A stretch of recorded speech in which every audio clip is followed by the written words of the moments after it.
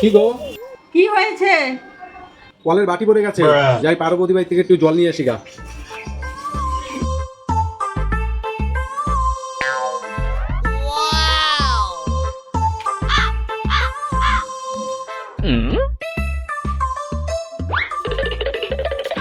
বৌদি, আমাদের বাড়ির না কলের বাটিটা না পড়ে গেছে, তাই ভাবলাম তোমাদের বাড়ি স্নান করে যাই। ঠিক আছে, তাহলে তুমি আগে স্নানটা করো, তারপরে আমি স্নান করছি। না না বৌদি, কোনো ব্যাপার না, একসাথে স্নান করবো। বৌদি দাও, আমি তোমার শরীরটা ঘষে দিচ্ছি।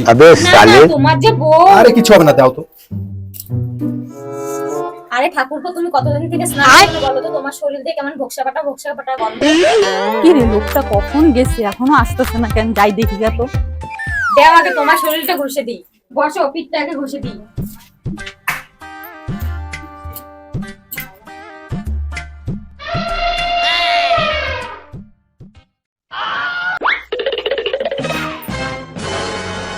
দাঁড়া, তোকে আজকে ভালো করে আমি ঘষে দিচ্ছি।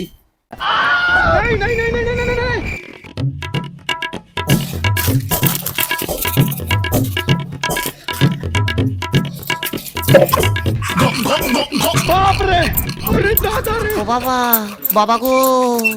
আরে আসবি বৌদির কাছে শরীর ঘষার জন্য, নিয়ে তোকে জন্মের মতো ঘষে দিলাম।